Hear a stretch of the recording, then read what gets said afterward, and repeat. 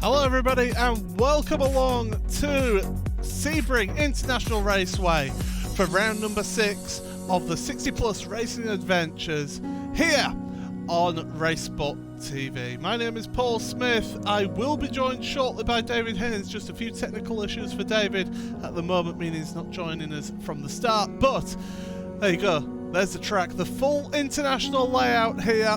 We're going to be having some amazing racing, and these drivers always put on a great show. But it's a 15-lap race around this magnificent circuit. 88 degrees Fahrenheit track temperature, partly cloudy, but very, very low wind speed. So these drivers are able to do it. And, well, you see his name there on the credits. David has, hopefully, had his technical issues resolved. That means that he joins us now on commentary. Hello, David.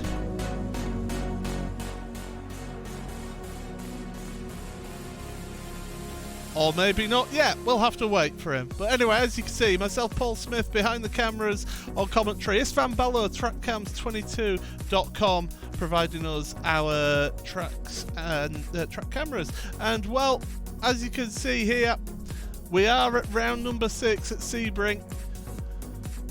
The circuit so far that's been used has been Lime Rock, Alton Park, one of my favourite tracks on iRacing, that is, Spa, Interlagos, Suzuka. We're here for Sebring. Mosport is next round after this with Zandvoort, Brands Hatch, Nürburgring and Silverstone with Rudd Atlanta, live on RaceSpotTV, rounding off this season, season 14 of the championship, and we'll bring you the standings right now. And that is Stefan Rosgen who is leading this one.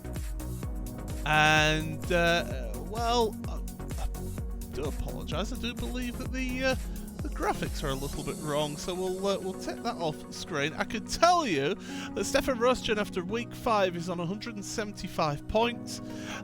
His next closest rival is Leroy Coppage on 137. Donal Poole is in third with 130, Russ Addy on 120, and Matt Robertson rounded out your top 5 with 113. In the Super 70s, it is Leroy Coppage who leads that, 137 points for him, and Bob Kern second place on 102, Bruce Poole on 82 points. And David, hopefully we have you now.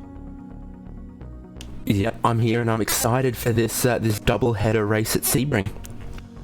Certainly, it's looking for. Well, I'm looking forward to this, that's for sure. But yeah, we're in qualifying at the moment, and just gonna have a look at the lap times on the side of your screen here.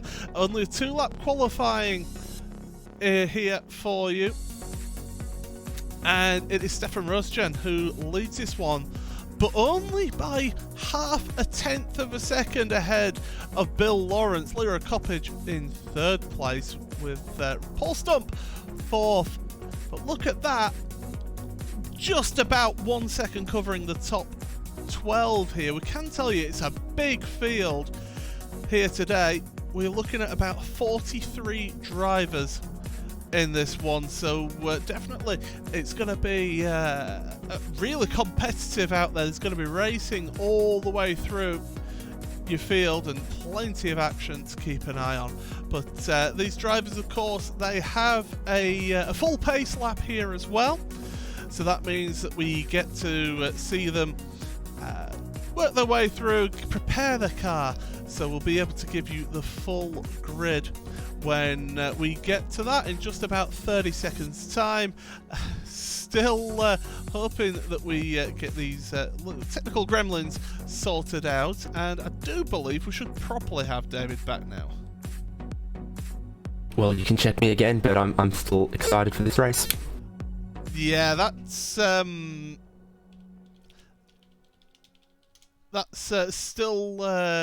not working for us, so we'll work away on that while we get prepared for this one. But what I will do right now is be able to run you through your grid in just a few seconds now.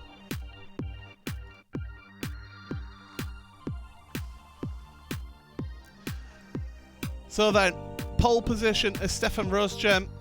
As I said, half a tenth of a second ahead of Bill Lawrence, the Team Morgan driver, in second place. Leroy Coppage, third with Paul Stump, fourth place. Third row of the grid is Matt Robertson with Greg Garris, the Texan, in sixth place. Donald Poole and Russ Addy ran out row number 4. Row 5, it is John Morgan with Kenneth Baldwin in 10th place.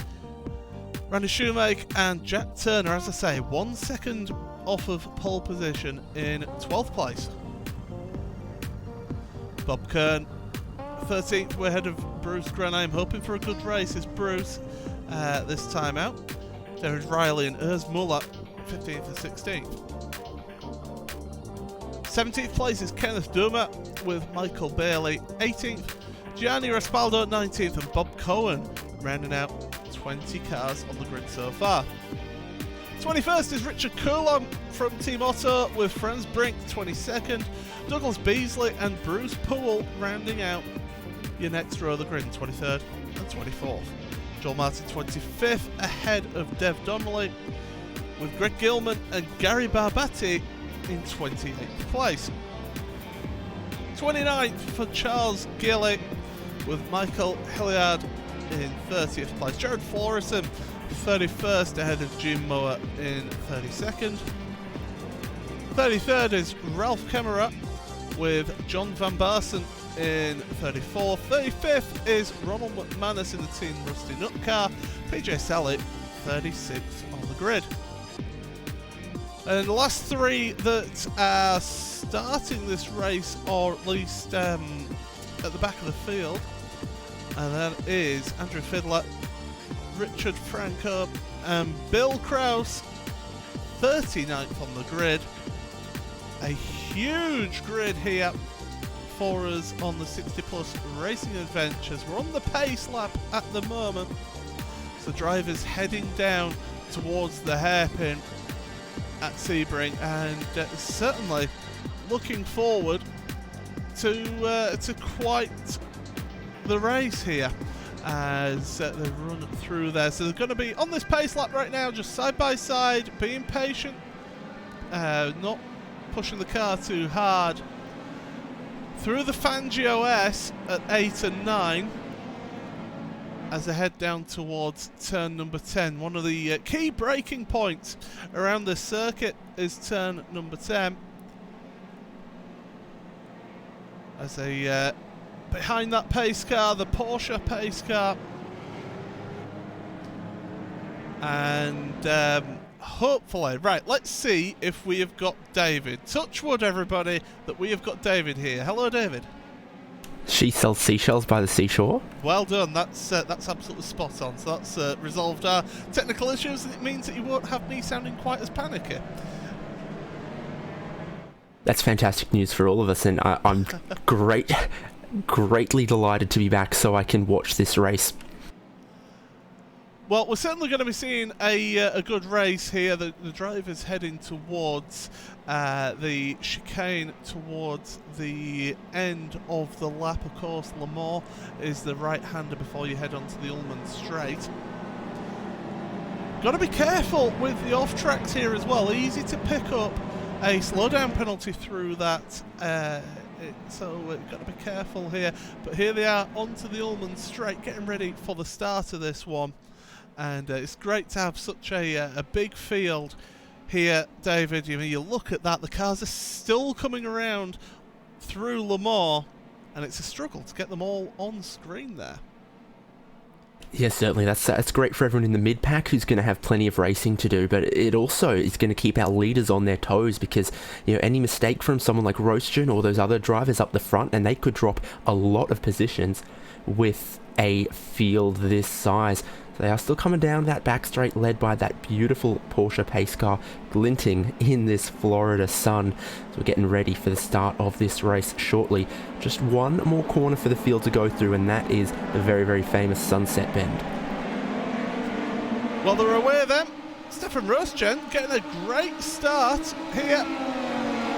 great jump to able to pull ahead. The rest of your field going across the line. Hopefully no shenanigans going through turn number 1.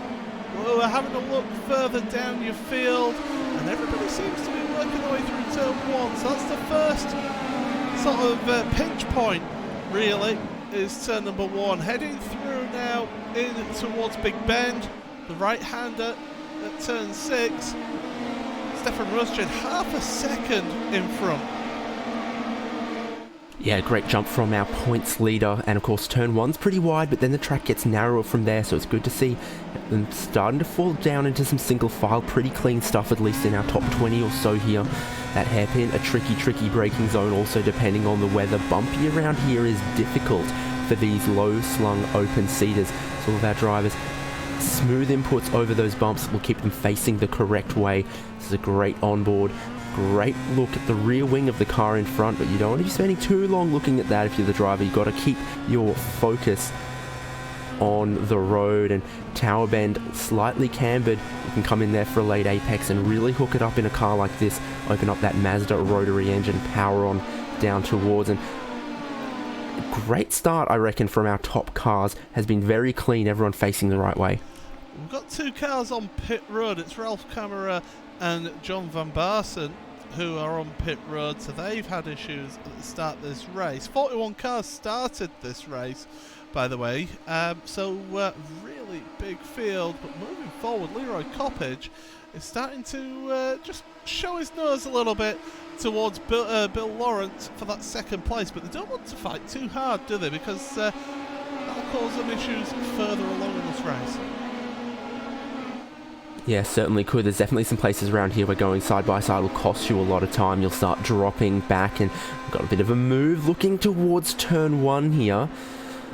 Not going to end up actually transpiring for anything, but just trying to break the lead a little bit is Stefan Rosjan, and you look at that, it's causing him some trouble. He's been closed up. Douglas Beasley has had some dramas through Sunset Bend. We're going to take a look at the replay of that one. Yeah, let's see what's happened here. We only saw him recovering. I wonder if he's just... Oh, there's a car in front of him. He's actually lost it.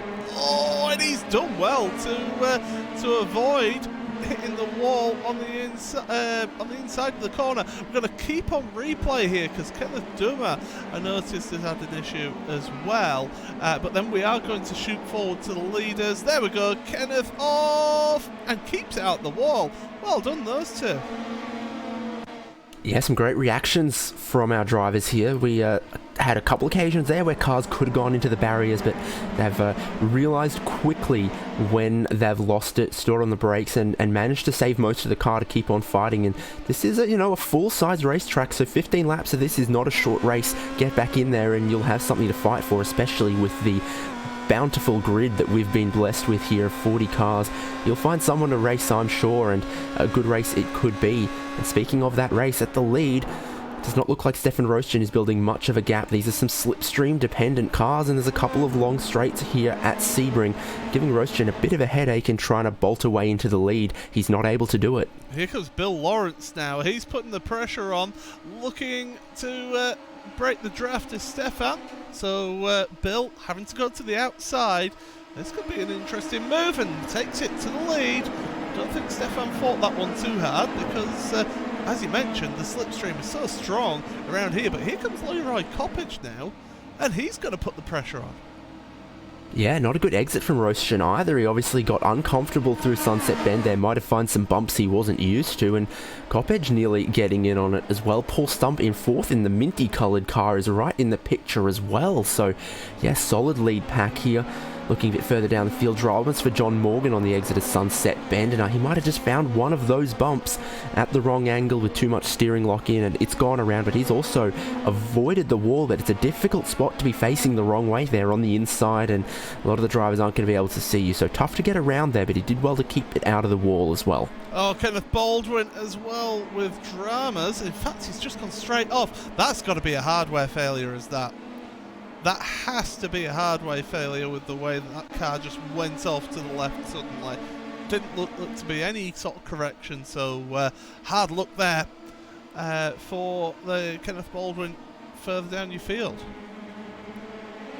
Yeah, certainly unfortunate to see him out of the race at this early point. We might see him back on track later on though, and that's a great thing about them having a fast repair, and also a great thing about the 2-race format. It's not over. If everything's alright for Baldwin, if he can reset it, he might get back out for some more racing later on. Fortunately, he's not going to be part of this great battle we've got going on here, and looking on board from the 4th place man, Paul Stump, he's got 1, 2 and 3 right in front of him. A good run here. He's turned in a bit too early, got quite a bit of the curb, and it's around, and unfortunately he is going to find that tyre barrier. That is, as soon as he turned in, I thought there's going to be issues here, because he turned in really early, took a lot of the curb on the inside there. He corrected his turning, but it was too late. Ran out wide, couldn't carry the car through. He's damaged the front end, so he's had to get back up and running, but you can see the damage on the front wing. Yep, no good at all like that. That's going to be hurting him in a straight line especially, which is tough around here, seeing as how important the draft is looking. How much all of the straight line speed you can get seems to help you. Well, and it sort of creates a little bit of a rift between our top 3 and the battle behind them now. Mark Robertson leading this train in 4th place. Got Russ Addy right behind him. Donald Poole, Randy Shoemaker and Greg Garris in the train as well. So some names we see week in, week out. These guys love this car, they love this series, and this is probably why this kind of racing that they've got going on here. It's all looking clean and respectful, but my goodness is it close. Stefan Rusjan, by the way, has dropped down to 3rd place while I've been looking at this battle. I'm just going to have a look back at that one then, because I feel it was before the hairpin, so he's been done probably at Sunset Bend is probably where it happened. But yeah, Donald Poole, we were mentioning this battle here. Donald Poole, don't forget, is 3rd place in the championship. Only 7 points behind Leroy Coppage going into this round. So he'll be wanting to get a good result here to give him a good solid foundation for the 2nd race. Yeah, indeed, halfway point of the season here basically at the end of this round. So yeah, you want to be in play in that last half of the championship. We look at Russ Addy, who's trying to trouble Mark Robertson. Gets very close underneath the rear wing, coming towards the back straight here. And this is what we're seeing quite a lot of the drivers do, trying to break the draft here. Russ Addy's a bit too close to be able to do that this time, Mark Robertson, but it gives him the opportunity to defend into Sunset Bend if he wants to. He's not going to be able to, though. Down the inside for Russ Addy. He's got to be careful not to cut it too close there, because it's a nasty bump, but it's looking pretty good for Russ Addy. Robertson has kept it wound up on the outside though, and now Donald Poole wants to get into the mix, so it's very close for these 3 coming towards turn 1. I think I want to favour Russ Addy here as he sweeps around the outside and into 4th place, but Robertson put up a very, very strong defence, and now he's going to have to continue that with Donald Poole. Donald Poole's got to be careful with Randy Shoemaker behind as well, so great action between these 4 drivers here, and they've got Greg Garris not that far behind as well, so good action just outside the top 3 here, but really is Robertson looking to the inside, makes the move down the inside as well, so Russ Addy dropping back down. We've seen previously how Russ Addy hasn't always had the best qualifying, but has always been able to progress forward and make some good moves throughout the field, so don't count out Russ in this one, because he's got a great opportunity. Bruce Granheim is off at the hairpin. I'm guessing that's either onto the dirt or just getting on the loud pedal a little bit too hard. Well, we look at the replay here, he's mostly by himself, and into the corner he goes, gets that throttle open a little too early, and again, bumpy around here on that concrete. Yeah, and it's so easy to catch it out. It'll just spit you out before you know it. It's a wonderful circuit, one of my favourite circuits on the service here on iRacing in World Motorsport, but it is brutal. Absolutely brutal. Speaking of brutal, here comes Stefan Rusjan. Yep, our 3-car battle for the lead coming into Sunset Bend. Bill Lawrence leads them, and boy did that get close between Coppage and Roastgen. Roastgen's going to stay in 3rd. Coppage might push a little wide through the middle of the corner, see how his exit goes. They all then slot into the wheel tracks of Bill Lawrence. You can see on board 5th and then 6th gear for Stefan Rostjen. It's high speed around here for a lot of this track. Yeah, I mean, you look at the speed that they're carrying through turn 1, the mistake from your leader, running out into the dirt. Here comes Coppage trying to make the move. Not happening so far here, but really, we'll look at that again from Bill Lawrence. At exit of turn 1, it's so easy to do this here at this turn 1, just to carry too much speed into the dirt, and it just drags you into that dirt. Well held, though, to keep the lead for the time being. Certainly, as you can see by how there's no grass there on the exit of turn 1, it's something a lot of people do quite often. Push a bit wide there, a couple tyres in the dirt, sometimes all 4 in the dirt. But Bill Lawrence has held on to it, but has not let up the pressure from Coppage behind. And Rostjen, well, he's still just 7/10 off the lead there in 3rd place, so he's keeping himself in the picture. I could tell you that, there's been an instant for Donald Poole. That's 3rd place in the championship. Well responded by one of the drivers just coming through there. So something's happened here. Russ Addy is behind him because Randy Shoemaker, I think, had actually made it. There's a little contact between the two of them. Russ Addy is held back. And great awareness from the 55 driver then. Who's that? 55. That's Jack Turner. Jack Turner, yeah. So great awareness there to realise what was happening, see the car that was rejoining, and to sort themselves out. But still, I don't know where to look because it's just close battles all the way through the field here. It's wonderful stuff. Well, you got about 44 cars to choose from if you need to, but you definitely can't look past a great 3-car scrap for the lead here as they're basically getting close to the halfway point of this race. Bill Lawrence does not look like he's going to be able to pull away here. Coppage and Rostjen right behind him, and Rostjen's looking around, trying to find how he might get himself back towards the lead. The pole sitter currently running in 3rd, and this is sort of atypical of Rostjen. What we often see, either he gets into the lead and runs away with it, or he's in a fight. And here he's not able to hold on to that lead. He's dropped back into 3rd, and Lawrence, trying to be a bit defensive here. That's kind of what he has to do with how strong the slipstream is around here if he's going to hold on to that lead like he's been doing. Yeah, and Rostjen, you mentioned, that we're used to seeing him pull away. As here he comes, looking to the inside and towards the corner. Not quite going to happen. Gets 2 wheels onto the grass to Stefan, but putting the pressure on Leroy Coppage. But it's worth pointing out something that you mentioned right at the start of the broadcast when we did finally get you on, and that is 41 cars starting this race should actually give him more competition and give him a more of a run for his money. And that's what's happening right here. He's in 3rd place, so Stefan not having things all his way, the championship leader.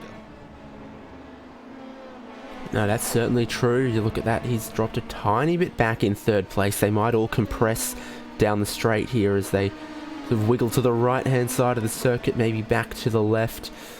Bill Lawrence is definitely early goings, looking like he wants to defend that lead from the front. Yeah, it's a tricky circuit, is this one, because on the one hand you want to be in the lead and you want to stay out in front, but with the slipstream being so strong around this track, you've really got to think longer term, and that's where Leroy Coppage and Stefan Rostjen might be thinking right now of just getting themselves in a position to be able to make a move on the final lap. So you may see those two themselves swap positions as they try and vie to get that vital 2nd place going on to the last lap, because that will be so valuable on that point. But Bill Lawrence doing a fantastic job at the moment out there at the front of your field. Certainly is. We've got some other battle packs behind there. In fact, everyone in the top 11 is in some kind of battle in the back of the picture. Mark Robertson, Randy Shoemaker, and then Greg Garris, Bob Kern, and Russ Addy here. And Addy's trying to recover some positions in this as well, and he's there in 8th. Bob Kern, though, has done a fantastic job. Started out of 15th or so. Yeah, 13th. 13th, running in 7th place. So he's moved up through the field, and you can't say he's not having a look at Greg Garris as well there. So good job so far from Bob Kern. Yeah, There's your positions gained graphic, and there's a couple drivers who've worked their way forward in this big grid. Yeah, Randy Shoemake, great job. Bob Kern, as you mentioned as well. Muller and Bailey moving forward as well, and the ones further down are going to be because of incidents. So plus 10 for Gilman. So Greg Gilman doing a fantastic job further down your field as well. Yeah, certainly a big grid. It means there's a big opportunity to gain some positions if you keep your nose clean, if you race well and you race smart. And we've seen that those drivers who can race smart have moved their way up. And honestly, we're not really surprised by Randy Shoemake on his typical form. The Texan, when he goes well, he goes well. So close battles in the slipstream through the back straight and then on the pit straight together really close these up as well. Shoemake, just mentioned him. He's trying to size up Mark Robertson as Russ Addy goes side by side in the background here, but Shoemake's going to go to the inside, leaves a generous amount of space. Is that going to compromise his line into turn 1, or has he got it to perfection? I think that's pretty well done. Looks like Shoemake into 4th place. That means plus 7 positions for him so far in this race. Yeah, nice sort of typical move into turn number 1 there. The other driver, Matt Robertson, not really fighting that one too hard, knowing that the jig was up and that it was time just to say, right, okay, let's work together, not fight too hard, because they could still, in theory, if they work together and the leaders start battling, these two could get drawn into that lead battle as well, so don't count that out. It's all running wide behind Greg Garris, compromised through the hairpin. This is going to allow Bob Kern an opportunity. Certainly will. Garris fighting for that spot with Kern. Kern's going to get to the inside. Russ Addy is trying to see what's going on in the background, and Kern's going to go back into 6th place. You can't say these guys aren't fighting. Kern and Addy now going to be a little bit side by side. Difficult to go around the outside of someone on the approach to Tower there. Addy had to back his nose out of that one. Gets a better line through Tower. All 4 on the grass there for Garris. Tough run through there. If the corner spits you out wide, it's going to cost you. Yeah, because you're carrying so much speed down through that section into the chicane here towards the end of the lap, so it's crucial to get a good run out of Tower. And unfortunately for Greg, it cost him, as up towards the front, Stefan Rosgen and Leroy Coppage have swapped positions. So 2nd place now for Stefan, who's run it way out wide through Sunset Bend. It's the corner of 1,000 lines, and he was certainly using all of the track. And one of your drivers further down, Paul Stump, has had an instant, as has Matt Robertson. So 2 drivers pretty much simultaneously have an instance. We'll have a look at Matt Robertson first. This is down at Sunset Bend, and he's just carried way too much speed into there. Around he goes. Lucky. Great reactions from the drivers behind. Let's try and see what happened to Paul Stump here. Of course, recovering from that spin at Le Mans. It's not going to be another one, is it, at Le Mans? It is. Same accident. Not quite the same outcome for him, but it's going from bad to worse for Paul Stump, as we'll still keep on the replay because Charles Gilly and Douglas Beasley have had an incident as well. It's all happening all of a sudden, David. Yeah, those drivers are getting that 5 laps to go board, and caution is going out the window. So we'll take a look at this one here, see what transpires for Gilly. Coming towards Sunset Bend on circuit is where they are, and you can see the gaggle of the field that we've got here. But anytime you're not taking your preferred line through Sunset, it's gonna be difficult. So, contact there, unfortunately, and both of them go around. Yeah, it was Beasley who lost control then, and that cost them big time in their both of the pits. So Stefan Brusgen running wide. I noticed on the timing screen he'd actually pulled out 1.9 seconds on Leroy Coppage. That's obviously going to come down now, but Bill Lawrence, we'll take a look at the split here, is very close to breaking that slipstream, and that's crucial here. Yeah, for 10 laps, our top 3 had been bordering on inseparable, and now Bill Lawrence trying to get that breakaway. Roastgens are obviously had some drama with Coppage somewhere along the line. Both of those guys losing a bit of time this lap and on the previous. Bill Lawrence is going for it. He's just set the fastest lap of the race in the lead there, so he's trying to break that away. They did start to approach a little bit of traffic, and I wonder if maybe that could have an effect in breaking up our lead group here. Lawrence doing all he can try and get away in the lead, but I'm not necessarily sure he can do it just yet. Well, you would hope, if you're Bill Lawrence, to maybe use the slipstream of that car, that lap traffic in front of him, the 184 there. That is Kenneth Baldwin, recovery Kenneth Baldwin, to be able to try and pull out. But you can see Stefan Rosgen is sniffing around, he's keeping just about in that slipstream gap. But Leroy Coppage is gaining on Stefan Rosgen as well, so don't count that lead battle out just yet. Right now, Kenneth Baldwin, if you're Bill Lawrence, you're pleading for him to get out of the way. And that's exactly what he does. Great awareness from the back marker. Yeah, well done, easily done, and it's exactly what Bill Lawrence needed. Is Rosgen going to get the same treatment? Is Coppage going to get the same treatment? You'd certainly hope so, for the sake of fairness, for the sake of this battle for the win that's been scintillating all race long so far. Yeah, it's been intriguing. We're just actually going to look further down, because John Morgan is battling away with Greg Gilman. There's a couple of tenths between them. This is over at 14th to 15th. We'll keep an eye on the timing screen at the moment for your lead battle, but this right here, this is the closest battle out on track, and there's 3 cars involved, because Bruce Poole, who of course is 3rd place in the Super 70s Championship, is right behind them in 16th place.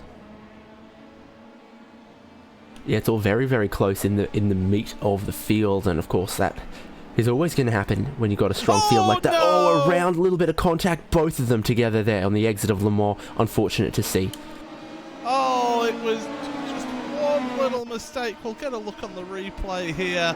There's nothing, there's very little that John Morgan could do to reply to that one. The car just gets loose in front of him, and there's nowhere for John to go.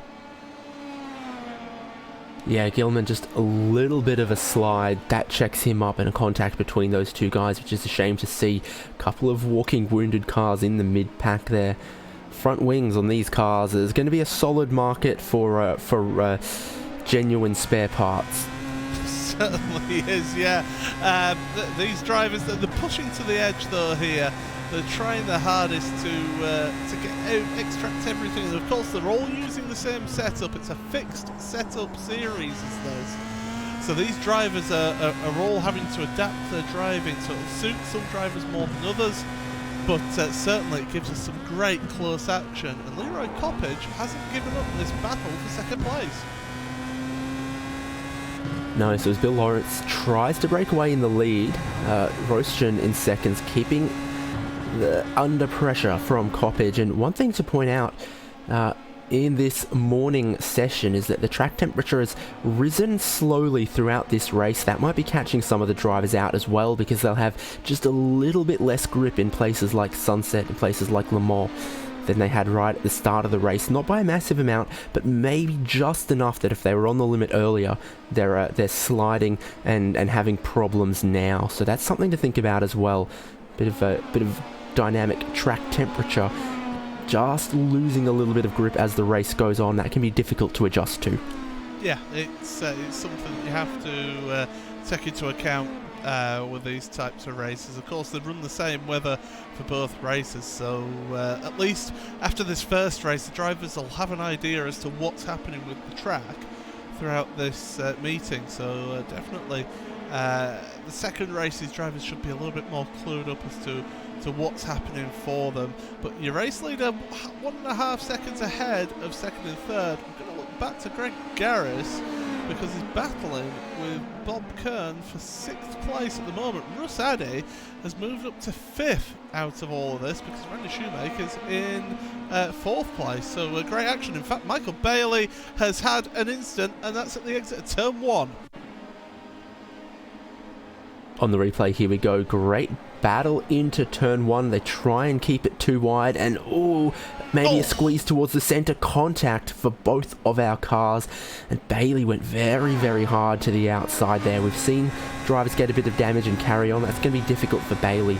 Take a look here. He tries to go around the outside of turn one, get an idea of how much space was given to the inside. Maybe just enough. They do touch. That sends him... Yeah, ugly incident there. Twitches the car towards the outside, and the barrier isn't far away there. No, it's not. As come back to live pictures. No, it's not. Oh no, no, Bill Lawrence! What on earth has happened here, Bill? So a replay, a car that was your race leader is coming up to a bit of traffic as that distracted him. We'll see in a second. This section of corners here is... What on earth has happened there? I think that's John Van Barsen, who's just hit the brakes in the middle of the corner. I don't know how to call that one, David. Certainly he was maybe trying to get out of the way, thought he was offline, but hadn't communicated it maybe clearly enough to Bill Lawrence. Two of them come together, and then your third place car goes spinning around as well. Coppedge lost a lot of time but didn't make any contact there.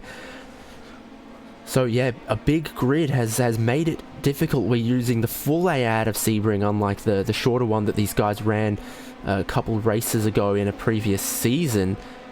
But still, you know, a big grid, big traffic, and in a 15-lap race, it's played its part. Roastgen back into the lead, and he's got a 9-second lead. On previous form, you'd think he'd just driven his way out there, and it wouldn't tell you the full story of this race. Meanwhile, they are battling over third here. Randy Shoemake in his Texas flag-inspired car there, trying to hold off Ross Addy. I'm going to say the biggest winner out of all of that is Stefan Roastgen, absolutely. I think he'd be the first one to say that he maybe doesn't deserve the win. But right now, battle for third going on, the final step of the podium. And it's Russ Addy who moves up into that position ahead of Randy Shoemake. Certainly is. Good move by Addy. Good driving by Shoemake, not to push the issue too hard, because we've seen, you know, survival has been key, and that's easier to do if you're leaving the space.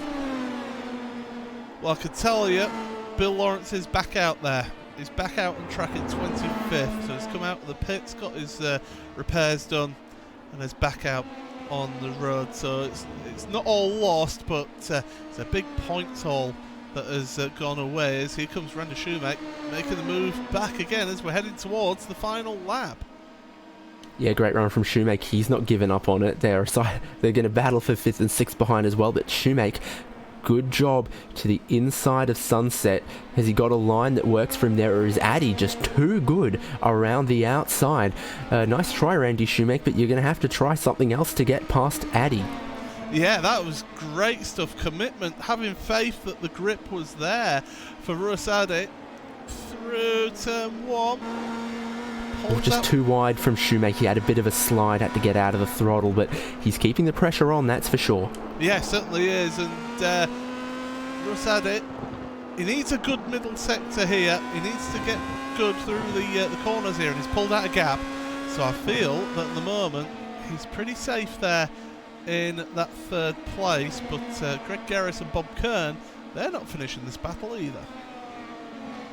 Certainly aren't. Garris is ranging up onto Kern, looks to the inside of the hairpin here, a classic move, and he's got it done for the minute if he's got good enough drive off the corner.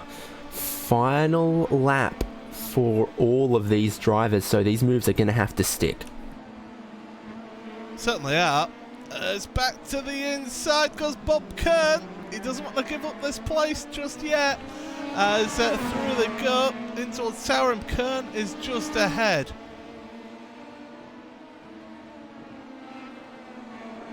Yeah, great little battle for these guys here on the final lap, as we see Garris push a little wide. But here's your leader, Stefan Roastgen, running down the Ullman Straight towards Sunset Bend. He's got a 9-second lead, and boy, was it a tough slog for him the first 12-13 laps of this race before he's inherited this lead. And he's going to take perfect points from this round as it is right now. As he comes towards the checkered flag through the final corner. No dramas for Roastgen. He survived a big grid, a tough race, and it's the win for Roastgen. Second place, Copedge, is a bit further back down the road, 9.5 seconds, and then from there on backwards, there is battles still to be decided on the final lap. Shoemake is going to win a drag race to the line between him and Russ Addy. Side by side for Kern and Garrus. From this angle, it looks absolutely level. Don't know who got that one. And then Gianni Rispaldo. Yep.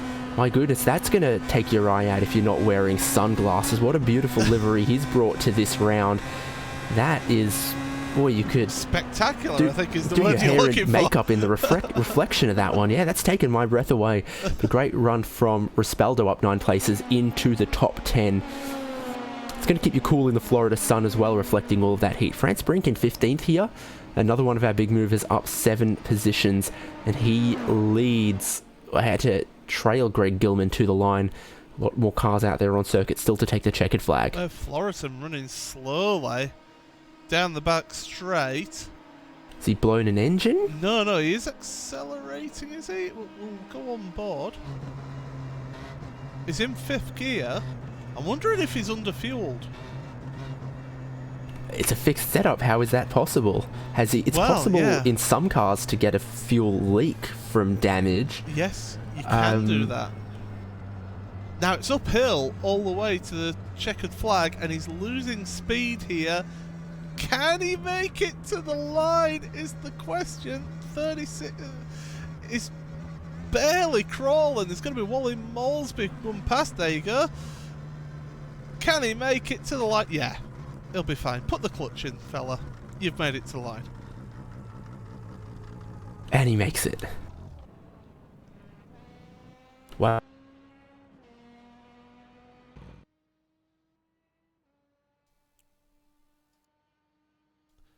So then, let's give you your race results then.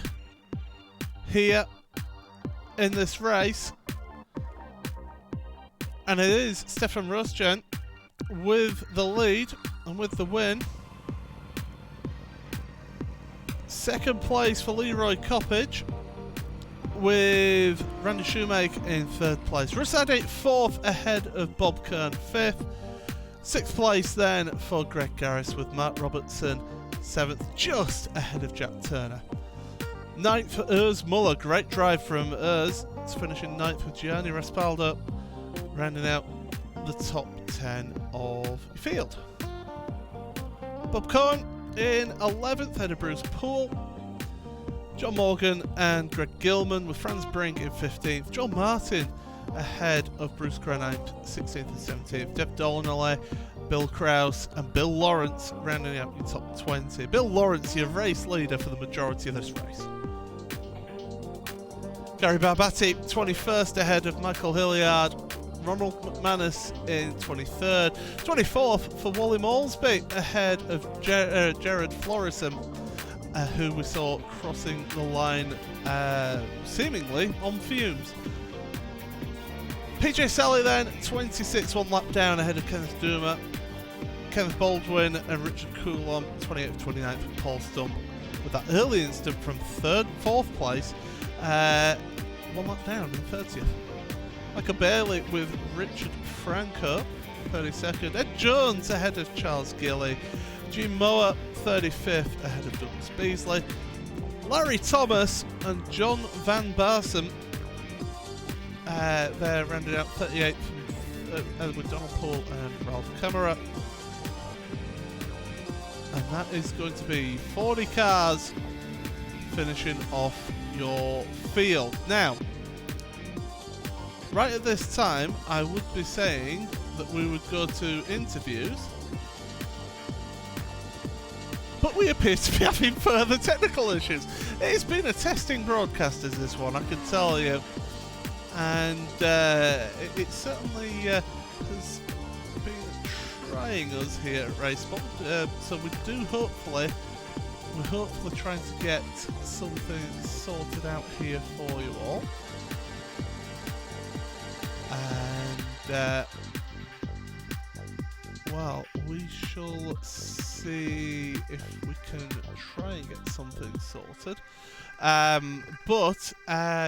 that was your race 1 finish then, and it was crucial to mention the heartbreak for Bill Lawrence then. Getting caught up with that lap traffic meant that he fell down the order, getting damage, having to pit, get repairs done to that car.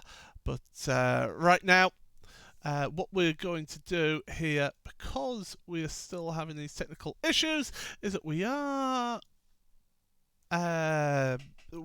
going to step aside them.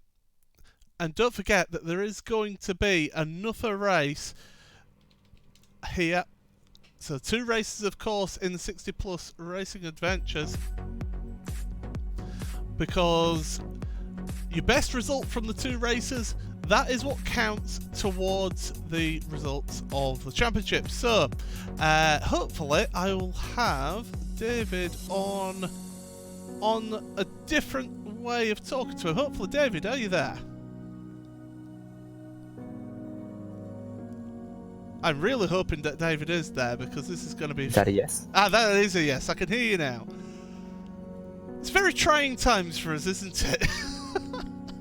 Yeah, but just like some of the drivers in that race, I think we've got to persevere and pick ourselves back up, because how many times did we see some spins there, but still a lot of the drivers fought back. And of course, with a 2-race format, they've got another opportunity to fight back. And that's it. I was just mentioning about the beauty of this series is that they can all fight it out again, and it's the best result from the 2 races that they take into the championship. So it's great to have that, and it's another chance. And Bill Lawrence, I think, will be the one who'll be glad of that one the most. Yes, certainly. There'll be a couple drivers out there who'll be looking to maybe have a cool glass of water, reset, refresh, and go again in race 2, coming up a little bit later. Certainly, there was a few drivers that we often see around the front in this championship that had some good pace in that first race, and then it just did not quite work for them. So, yeah, certainly Bill Lawrence knows he's got the speed and the racecraft around here to challenge for that win. Maybe that's what he'll be looking for. Yeah, certainly. He at least he's got that he can take away, that he knows he's got the pace around here, and he's got the wherewithal to be able to challenge. So definitely a good opportunity for Bill in that second race. Yeah, indeed. So we look forward to bringing you that race 2 shortly here on RaceSpot. Looking forward to that one. There'll be a fresh qualifying session, fresh grid for race 2, and that second opportunity for our drivers here at Sebring. We'll take a break here on RaceSpot. We'll come back with race 2 of 60 Plus Racing Adventures from Sebring.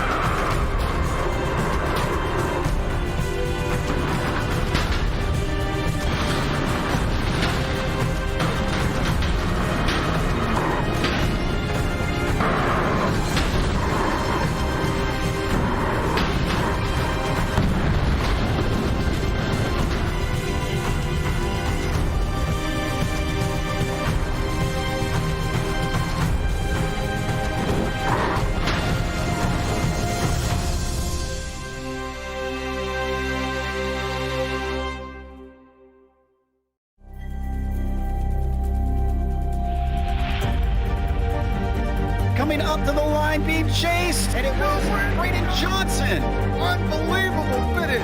It was 1/1000th of a second between them. Green flag in the air. We are racing in the 2020 24 Hours of Daytona. They go door to door for the feature race lead here on the last lap of the race. Side by side for the race lead in the final corner at Homestead. Down the back straightaway, 3 wide again for the race lead. This is unbelievable stuff here tonight. Loma is going to have to be very deep on the brakes, and he is very deep on the brakes. It's side by side through the corner. This is for the win. It'll be side by side. Davies low, Ottinger high. To the very inside is Garrett low. 4 wide at the stripe.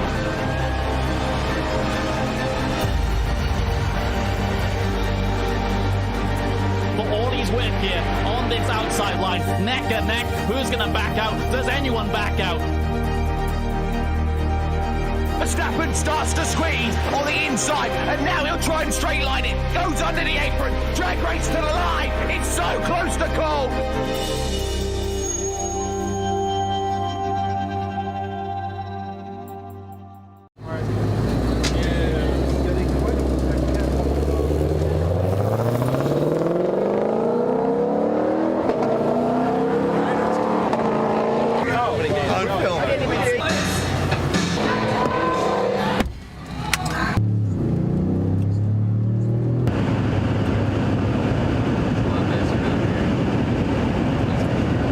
Crazy to think like the G-forces too. Like you can feel like your body being pulled to the right.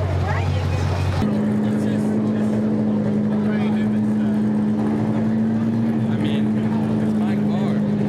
Maybe he wants to, race the Pit Boy racing. Yeah, I don't know. What I'm trying to do. Let's navigate you over to our waters, all right? See that? That's what we need.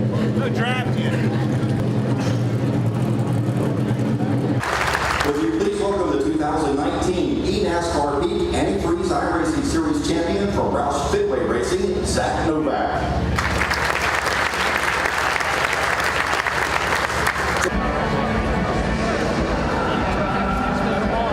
Here to be recognized as the 2019 eNASCAR Peak Antifreeze iRacing Series is first-time series champion Zach Novak.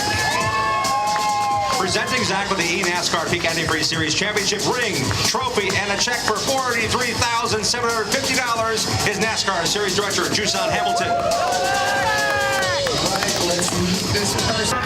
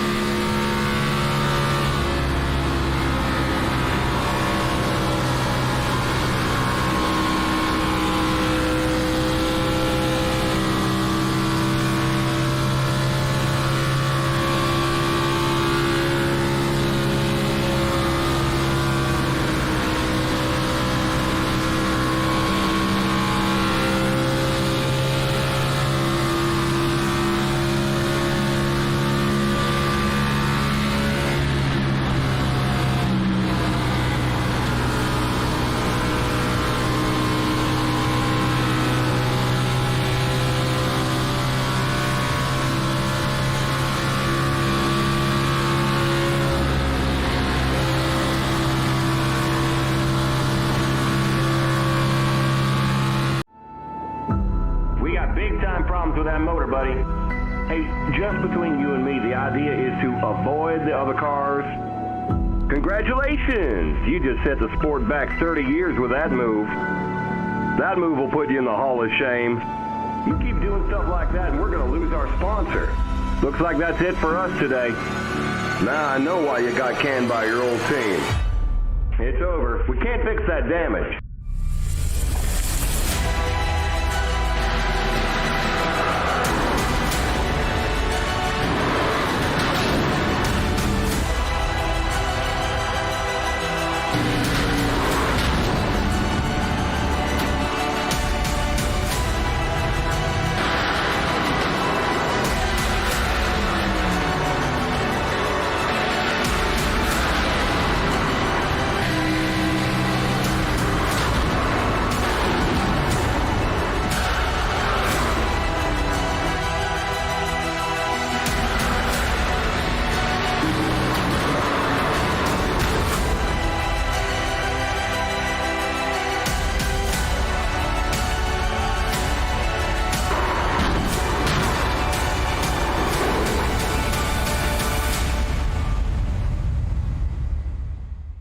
Your car is toast.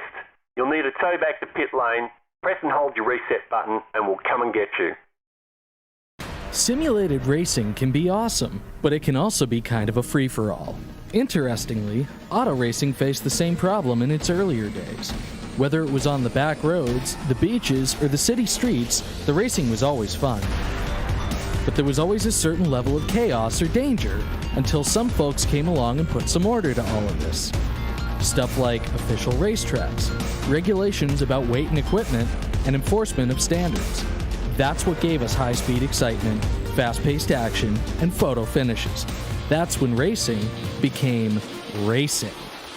The guys over at iRacing.com have made the same transformation in the world of sim racing.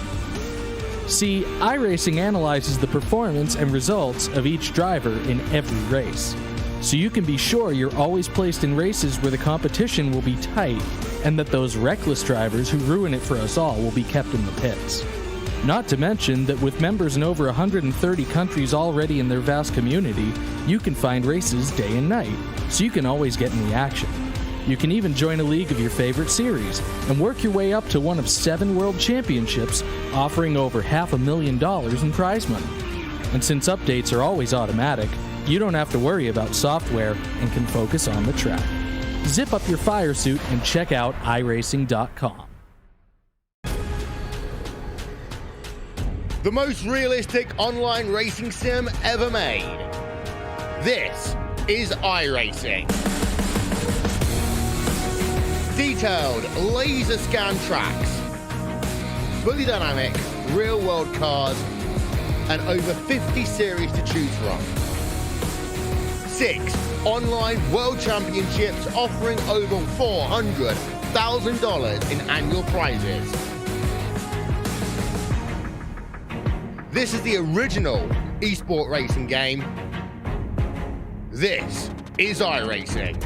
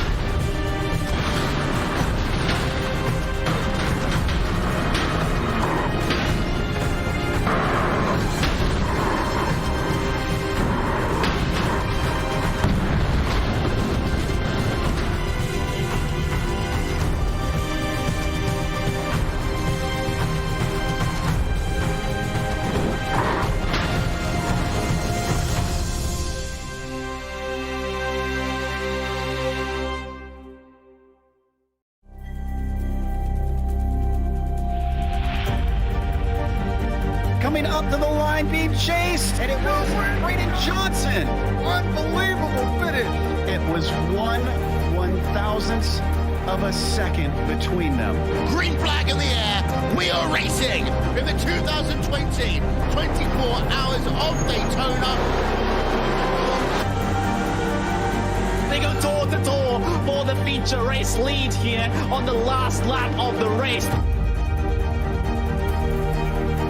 Side by side for the race lead in the final corner at Homestead. Down the back straightaway, 3 wide again for the race lead. This is unbelievable stuff here tonight.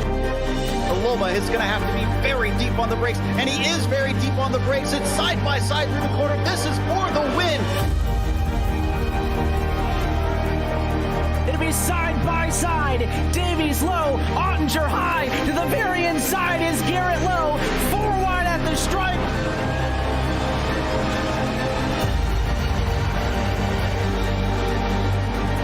For all his work here on this outside line, neck and neck. Who's going to back out? Does anyone back out? Verstappen starts to squeeze on the inside, and now he'll try and straight line it. Goes under the apron, drag race to the line. It's so close to call.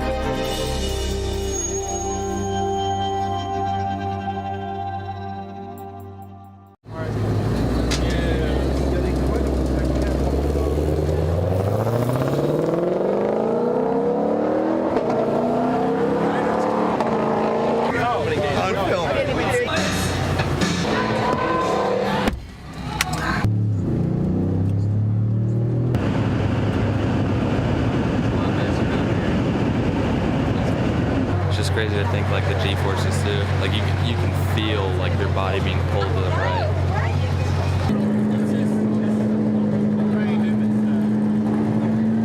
I mean, it's my car. Maybe he wants to, race the pit boy racing. Yeah, I don't know. That's what I'm trying to do. Let's navigate you over to our waters, all right? See that? That's what we need.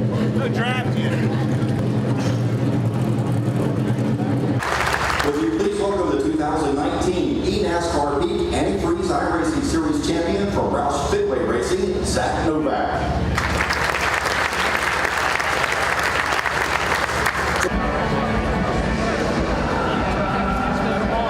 Here to be recognized as the 2019 eNASCAR Peak Antifreeze iRacing Series is first-time series champion Zach Novak.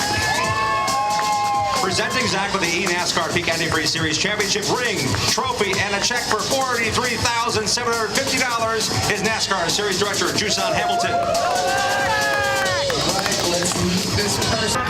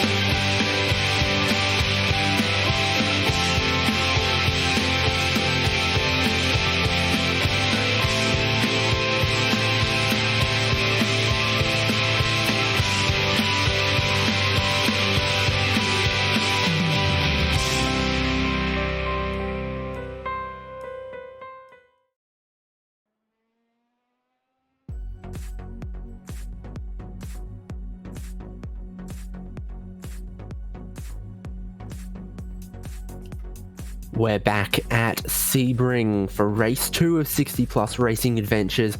Qualifying has just started for race 2, an all new grid, and what a grid it's going to be. I'm seeing 38 cars potentially for this race.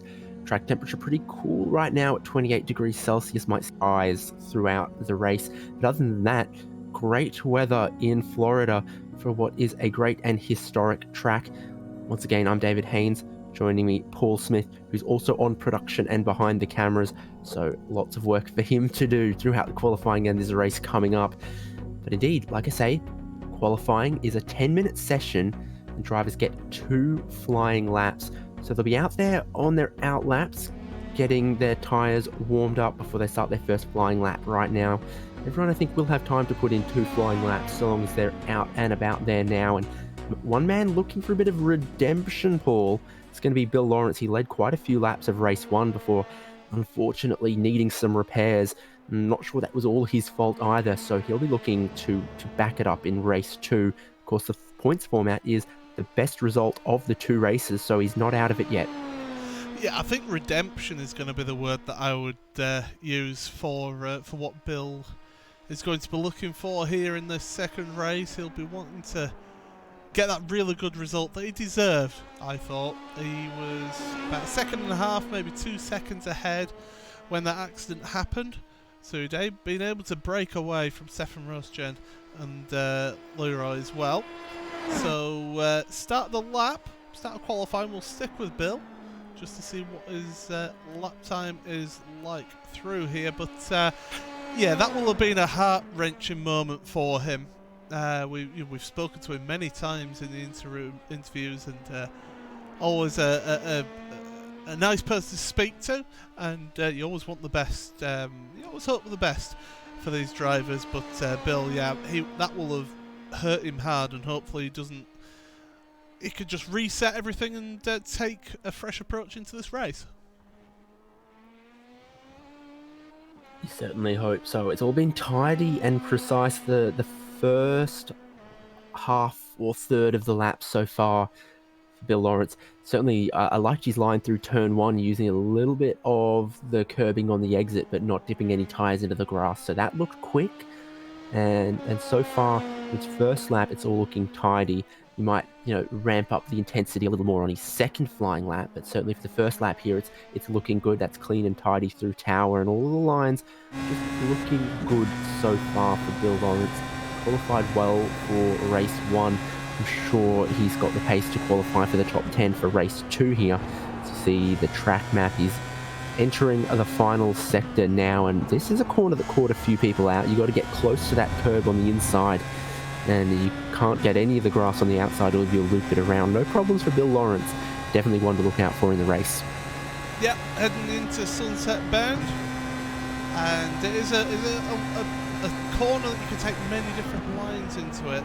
Very bumpy on the apex if you get too near to the inside early on, but out the corner now, down the start and finish straight. You can see the times coming up on the left hand side of 58.3. Oh dear, that's down in 5th place at the moment, but still plenty. He's got one more lap to set a time here, but plenty of the drivers out there right now setting lap times, so the times are coming thick and fast. And Stefan Rosgen is out there at the moment towards the end of his first lap here as well. So this is always a benchmark driver, I feel, and he was on pole last race, the first race of this evening. Went a bit wide through Le Mans, so that's going to potentially give him a 1x, which of course, if you're new to iRacing, first of all, welcome along. I hope you're all enjoying this action here in the 60 plus racing adventures. But the iRacing service gives you incident points for if you say go off out of track limits, or if you lose control of the car, or if you make contact with other drivers. And in qualifying, if you end up going off track, it invalidates your lap. But right there, Stefan Rosgen up to the pointy end of the field, first place, shows that he didn't pick up a 1x on the exit of Le Mans corner. Yeah, we've got 26 times on the board so far, and it's close for those top 3. Then there's a bit of a gulf to the rest of the drivers. They certainly have the time to pick it up, wind it up, and put it to the limit in their second flying lap. See what goes on there. worry that Paul Stump might not get a second lap in because he doesn't have a time on the board just yet, but he'll probably have time if this is his first flying lap. So Stump, another one of those quick drivers around the top. This is his second flying lap, so the pressure's on now. As obviously his first lap got invalidated for whatever reason. As we see the times updating on the left-hand side as Jack Turner moves up to 10th place now. Randy Shoemaker in 5th place. Donald Poole 3rd. That's good qualifying for Poole. Greg Garris, see, that's a surprise one after the first race. To see him up in 2nd place. So good to see a bit of a mix-up of the field. Bill Lawrence in 4th, so a better second lap for Bill. Here we go, Paul Stump. Got to make this one count out of Sunset Bend.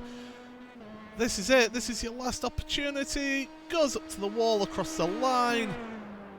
And sets a time of 8th place. So in the 57s, along with the rest of our top 10 or so there. Taking a look here. Well, Poole, I'm just looking at Poole. In 3rd place at the moment, but he has set his lap time, so we won't actually focus on Donald here. One driver that we... oh dear. Right as I cut to him, he has a bit of a mishap coming out of the last corner, and that is Richard Coulomb. Not set a lap time, and just goes across the line, and yeah, he hadn't set a lap time and decided, you know what? Don't think he's happy with that. Yeah, he's not happy at all, and I don't blame him. Especially, you know, the size of the grid we've got, it's going to be more tough than usual to work your way forward if you didn't get your representative qualifying time in or a qualifying time at all. And another driver without a time on the board just yet, PJ Sally. Some of our drivers, you know, set their times and keep rolling out on track, use it as an extended practice session, even though timing and scoring is no longer active for them. And that's the case here with PJ. It is the case indeed. So, yeah, track limits are clearly being difficult for some of our drivers around here. There is a few places you push it a little bit too hard, you're going, you know, half a car off the circuit and your lap's not going to count. Well, I mean, that Tower Corner is a prime example of that. You just get 2 wheels onto the dirt. That gives you an off-track penalty, and it invalidates your lap time. So, yeah, it's a tough track. It's a tough track with all the bumps in it, especially when you get in towards Sunset Bend, Turn 1, down at the hairpin as well at Turn 7.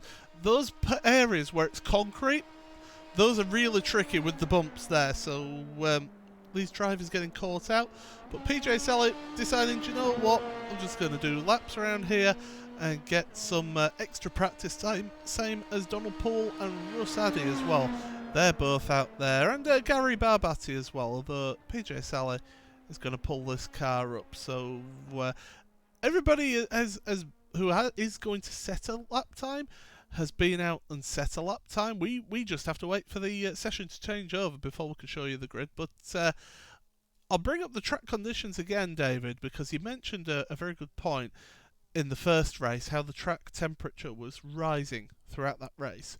So at the start of race 1, it was at 32 degrees track temperature. That was 89 degrees Fahrenheit track temperature. Now, it increased. So in qualifying here, it's been slightly cooler conditions on track, but we'll be keeping an eye on those conditions to see how it handles for the second race.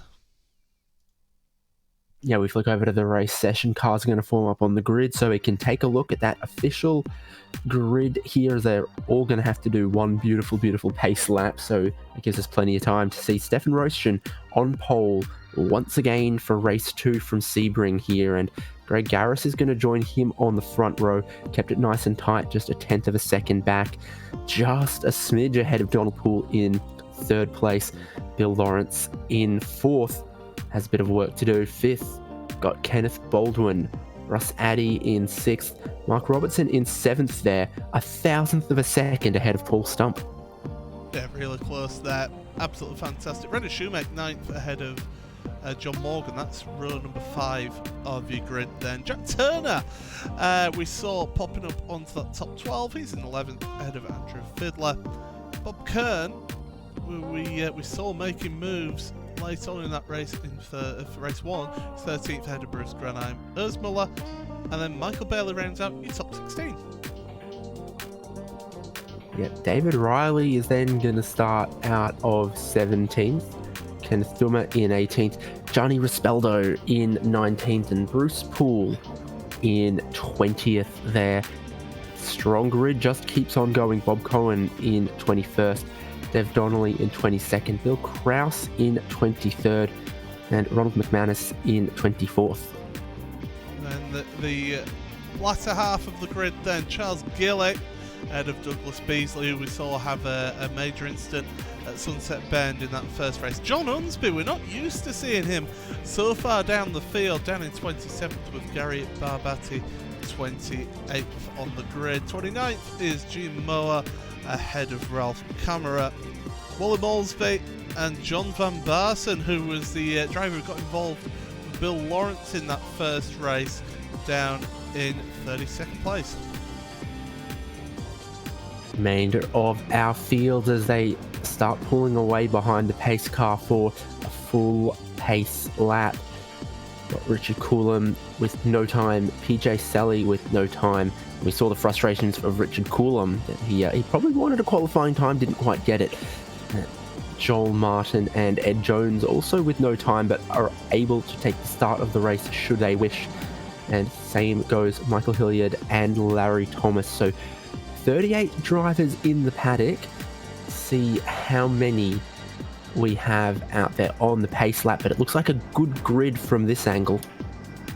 Yeah, everybody's out there on the grid, so great to see another huge grid. And it's a track that's a favourite amongst a lot of drivers, and I think that's why you're seeing so many drivers out there here, just getting the opportunity to get out there, get some racing under their belts here, and enjoy this Wednesday.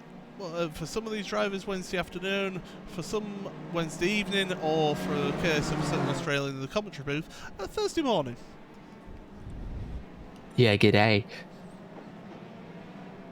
Well, what a field we've got. They've got to do the full pace lap around here at Sebring behind the Porsche safety car, but it has its lights off, so we are going to be going racing this time, and not sure the driver's going to really be able to feel out the conditions much at this sort of speed, but it is 31 degrees Celsius on that track. We're going to watch to see that might increase. But race 2, the drivers will have even more knowledge, even more experience of the cars of the circuit. And these cars are fun little nimble machines. Formerly Star Mazda, now Pro Mazda, with Mazda rotary engines in the back. Lightweight chassis, a little bit of downforce, but not entirely dependent on it. But slipstream machines they are. It's difficult to break away from beyond a second of car behind. And announced in the last couple of weeks, the successor to this car will be coming to the iRacing service, the Indy Pro 2000. What do you make of that? Oh, I'm looking forward to that. It's a great little car, produces some fantastic racing. And it's great to see them introduce that into the service, and it's giving that routeway along the IndyCar path that a lot of people, maybe if they don't, if they want to go through that single-seater route, but American-based, then that car, they announced the Indy Lights car as well, didn't they? So. No, the USF 2000, which is like 2000, yeah, sorry, like a Formula 4 car kind of level there. Two of the rungs of the road to Indy. Some of these drivers who've bought this Pro Mazda recently will be getting that Indy Pro 2000 for free. Oh, that's even better. So, yeah, always good to get new cars, new vehicles to the service. But right now, we've got the 60 Plus Racing Adventures race about to start. That we do. They're coming towards Sunset Bend here. Our pace car is going to pull in shortly. And our front row, once again, Stefan Roschen and Greg Garris. Roschen's going to have the inside for turn 1. and we are about to get racing. Green flag is out, and all of the rotary engines whir into life like a storm of angry bees, but it's a great jump from Stefan Rostian. On the row behind him, Donald Poole's made a good jump as well, so Rostian clear into the lead, and Poole might challenge Garris for second through turn one. Lots of too wide here, plenty of space given hopefully, so we can get cleanly through our first lap. Yeah, everybody working together, not pushing the envelope too hard and getting involved in any silly shenanigans, so that's good to see as they're heading through. But oh, one driver is off. It's Stefan Rostian. My goodness, your pole sitter has gone off. We'll get a look on the replay. Well, he was clear into the lead, but through this section here, a bit too much curb potentially. Oh, that curb on the outside is very, very nasty. That sent Rostian off, and he's found the barriers in an awkward place. Can't rejoin there as the whole field streams past. He won race 1 by 9 seconds, but I think that car has gone onto the tow hook, and this puts Donald Poole into the lead, but he goes a bit wide. Greg Garris fights him back. Garris back into the lead of the race. Not sure these guys thought they were going to be fighting for the lead at this point, but they are. Well, one person who's sat behind in third place is thinking, right, this is my opportunity to maybe get the race win that I should have had in race 1. Bill Lawrence in third, but he's got the ever hard charging Russ Addy behind him in fourth place. So some interesting scenarios are panning out here, and it's going to give us a really intriguing race as this one. They say when the cats are away, the mice will play, and let's see how that plays out for these guys. That moves everyone in this race up one position as your pole sitter is, well, I'm seeing him on the tow hook as it is at the moment. Russ Addy's going to look for third place behind Bill Lawrence. You get the great demonstration of it's choose your own adventure through Sunset Bend, late apex, early turn in, whatever you want. You can probably try and make it work if it suits your driving style, but no one makes any moves through Sunset Bend as they complete lap 1 for the first time into turn 1. Oh, we do have a bit of drama there. Someone is slow through Sunset Bend. Gary Barbatti, unfortunately, going to take a look at the replay of what happened for that very, very colourful car. Yeah, he's got rear wing damage, so I'm presuming some contact, light contact, and that's the problem with that corner. Watch your rejoin there, Gary, as cars are coming through, and oh, he's had to park it. So that's that car is not going any further right now, but yeah, it's because the cars are on the edge and are bouncing on the suspension around that corner. It's so easy for the drivers just the slightest of touches can cause the cars to go right around, and that's exactly what happened there. Certainly the case, partly cloudy, and we're starting to see that now. That might cool the track off. Oh, big dive from Bill Lawrence. That's not going to work through Tower. In the end, it's just going to cost him. Too ambitious. They're all lining up to try and get past Bill Lawrence now. Russ Addy might be able to do it. What about the other drivers? Too wide behind as well. Addy is now going to get through on Bill Lawrence. So ambitious from Bill Lawrence didn't pay off. Lets the front drivers try and build a bit of a gap. We'll see this from Russ Addy. Bill Lawrence takes a peek into Tower that I don't think was ever quite on. Russ Addy gets a better exit. Addy side by side. had to get off the power then on the exit of the corner, so even though he got a bit of a run, he still had to get out the power, so that just shows how close he was. And there's Bill behind, so yeah, it was a little mistake there, I feel. Oh, as we've got cars around in the background of the shot. Bob Cohen, and I believe Dev Donnelly as well is another car who's had a bit of an incident. Yeah, Sunset excites every single lap, it seems. So this is Cohen and Donnelly, sort of inverted colours of each other, going side by side into Sunset Bend. And have both of them just gone in a bit too hot? Well, the answer is yes for Bob Cohen. And then does he roll backwards anywhere? Donnelly might have had an incident all their own. We look forward, continuing on the replay. A lot of cars go wide through turn 1 here. Looking at Kenneth Baldwin, he's got Russ Addy and Bill Lawrence in front of him. Baldwin just looks like he gets run over, rolls backwards and flips. That must have been Randy Shoemake. Oh, that is a Nico Hulkenberg-esque incident for Shoemake there against the tyre barrier. Oh, that's the innocent party and all of that. There was other cars going up at turn 1 as well. That's a prime example of you need to hold your brakes. If you're having an accident, you need to hold your brakes. Because people are trying to take avoiding action on you, and you're more predictable if your car's still. People can go around you. If your car's still rolling and people have committed to one way or the other, there's bound to be an accident. And unfortunately, that's what's happened there. And Randy Shoemake was the innocent party there. Donald Poole, big error, got a bit of air, has managed to keep it on track, but has dropped down 2 spots. Yeah, not a good run through Le Mans there. He pushes wide on the exit, finds there's a couple of bumps in the grass, not just the concrete, and it moves him from 2nd back into 4th. So Greg Garris is leading. Russ Addy and Bill Lawrence come through into 2nd and 3rd. So in the background, he wasn't the only driver to try that line. And, Mark Robertson is in the tyre barrier in the outside of Sunset Bend. Look at the replay here. There's a nasty bump in the middle of the corner. He found that one, snapped back. Hard contact with the tyres. Yep, he's had to take the tour back now, so all sorts of drama happening in his second race. I don't know where to look with all of this happening, but your lead battle, half a second between Garris and Addy. I tell you what, Russ Addy could be on here for a race win. Yeah, well, it's very, very close over our top 4. That's certain. Garris got closed up by those other 3 on the run out of Big Bend towards the hairpin there. So Garris, Addy, Lawrence pull the top 4 here. And he won game. So too in the battle behind in 6th and further back. Saw some positions swapping there. So drivers have 1 result in the bank from race 1. They're fighting to try and improve it in race 2. They're fighting very hard indeed. Big check up there. Bill Lawrence tried to avoid getting his nose underneath Russ Addy. That's Addy now looking forward. He's not looking back, he's looking forward here. Less than 2 tenths behind, but this isn't really an overtaking spot through here.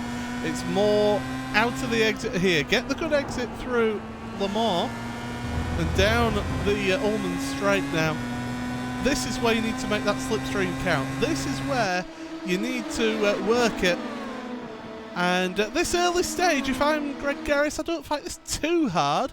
I just try and work with Russ, and that's exactly what's happened there. No real defence. Now, so to the inside, Russ Addy, a good line there.